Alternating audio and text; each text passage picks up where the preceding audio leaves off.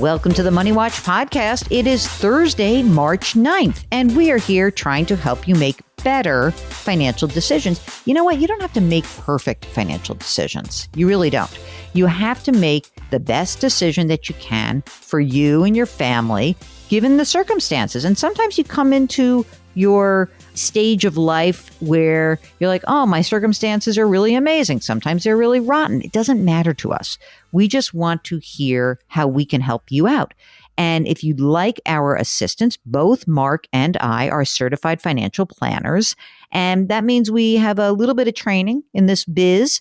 We'd love to figure out what is the best way for you to move forward. So the first thing you need to do to move forward is to go to our website, jillonmoney.com. You should bookmark it because you're going to go back to it.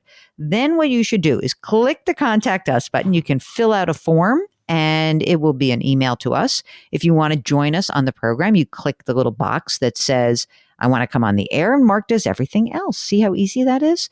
While you're on the website, you can subscribe to our brand new service. It's called Jill on Money Live, where you will have access to quarterly live webinars. The first one is rapidly approaching March 30th with Ed Slott, IRA expert Ed Slott. He will not be on this podcast, I promise you. This is not going to be like we just use one thing to the other thing to the other thing. Ed is only coming for this tax season with our brand new audience who is subscribing to the new service, to Jill on Money Live. So you want to check out Ed? You can pay $35 for 4 webinars, or you can just pay $10 to be part of the Ed Slott March pre-tax prep program. Okay, let us get to one of you. It is James, who is on the line from Austin, Texas. Hello, James. How are you? Hi, I'm doing well. What brings you to us? What's going on? I have a question about retirement, how to budget and think about medical costs. We currently have roughly 1.1 million saved in retirement. My wife is diabetic. She has type 1 diabetes. She's had it since, I believe, her teenage years.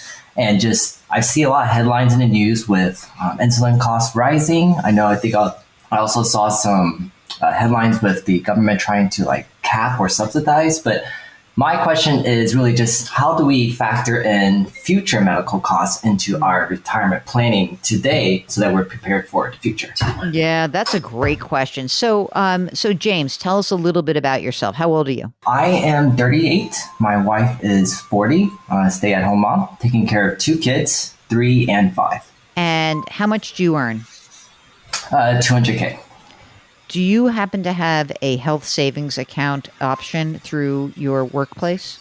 We do the PPO option. I think my wife calculated the cost differences, and I think with the insulin costs, the PPO was the better route for us. I presume she's become an expert in navigating insurance, so I don't. Oh, yes. I'm not gonna. Yeah. Yes. Okay, I got you. Next thing, on your $200,000, do you make retirement plan contributions? Yes. Currently, I contribute 13% into a Roth 401k. How much is in that Roth 401k? $54K right now. Okay. And do you have another traditional plan that you were previously using? Yeah, we have a couple of traditional 401ks from our previous employers. Okay. Give me that rundown. It is about $902K. I like how he's so nonchalant, Mark. He's like 54K in my Roth 401 and about 902,000. So that's great. That's amazing. Any other investment accounts besides those old 401ks? We do have 2 Roth IRAs as well. Okay. How much is in those? Those are $130K. 130 together. Yes. Okay. Got it. Brokerage accounts? Brokerage accounts, we have roughly $50K. And what about 529 for the kids? 529, we have about $25K in one and then $30K in the other. Okay. Are you making contributions? So when you think of, you put 13% into your Roth 401k, tell me what else is like on an ongoing basis where you're making monthly or annual contributions. I do tithe on our money, so that just goes to the church, tithe 10%. Wow, that's nice. What a good community member you are. So how has the money in the 529 been accumulating? Just when you have a bonus or there's extra money, how do you usually do it? Currently, I do $200 per child per month. And the Roth IRAs are you doing? Not right now because I believe our modified adjusted gross income surpasses that. I've done one backdoor Roth in the past, but money's been a little bit tight these days, so I have not contributed to the Roth IRA. Okay. Tell us about your house. I mean, I know that real estate in the Austin area exploded. So do you own a home? I do own our house, and I kept my previous condo as a rental investment property. Oh, how much is your house worth right now? $690K. Do you have a mortgage on it? We do. 67,000 left. What? Yeah, I've been trying to make extra payments towards it. What is the mortgage rate? What's the interest rate on that 67,000 that's outstanding? I think it's 2%. Stop paying that down. That ship has sailed, Joe. That ship has sailed. I know, but still, even stop now. How much is the condo worth? $371K. Is there a mortgage on that? Yes, I believe it's probably 30 or 40K left on that one. Oh my God. Mark, what am I going to do about this? Tell me about the cash flow from the condo. It's break even right now. That's funding my potential future healthcare expenses right there. I know, exactly, right there. So now I'm not going to worry so much. Now I feel so much better. Well, first of all, for everybody listening, the reason why Mark is making fun of me and like the potential here, I just want to point something out.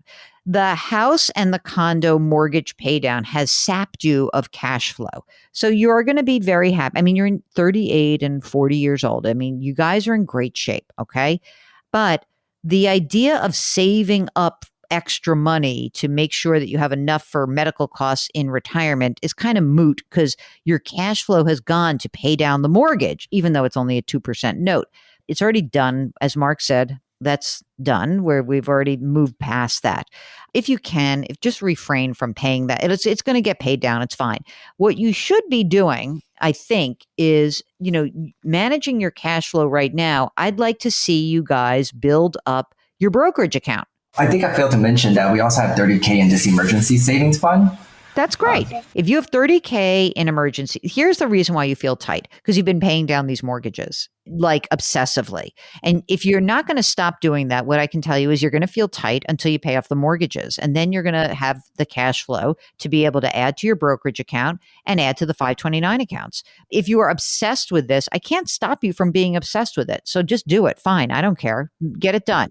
But as soon as it's done, 2 years from now, what are the mortgage payments and the condo payments going to do? They're going to fund this need for you guys to have extra liquidity, meaning a brokerage account, to budget for future medical costs. That's what you're going to do. I know they ran the numbers and I don't have the numbers, but boy, when I think about future healthcare costs, like the best way to save for that is using an HSA. So I don't know what those numbers turned out to be, but man, that's a powerful vehicle. It's like a Roth for healthcare expenses. Right. It is like triple tax exempt is basically what it is, right? Because the money that goes in is not taxed. The money that grows without taxation, when you take it out to pay for healthcare expenses, there's no tax due.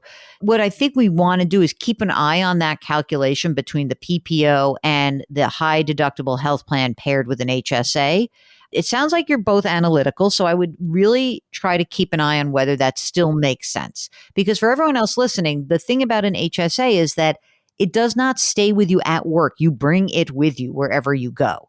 And that means that you could be putting money away in the future. You can tap it and there's no taxation. So I do think it's worth monitoring and continue to run the numbers. Okay. I mean, forget extra mortgage payments. You could put, over $7,000 a year into an HSA, and that just, for the next 20 something years, that's going to grow. I know. And it's like, and that whole idea of like, there is just no tax on it. It's pretty amazing. So look, if you guys, I'm going to trust you. It sounds like you got your hands around this, but I want you to keep running the numbers and just remember what we said, which is the HSA is a very powerful tool to help pay for future medical costs. Okay. Do you have your estate documents done? Yes, we have it in progress right now. Okay. And what about life insurance for you guys? Right now, I don't purchase extra. It's just through the company's provided life insurance. How much do you have?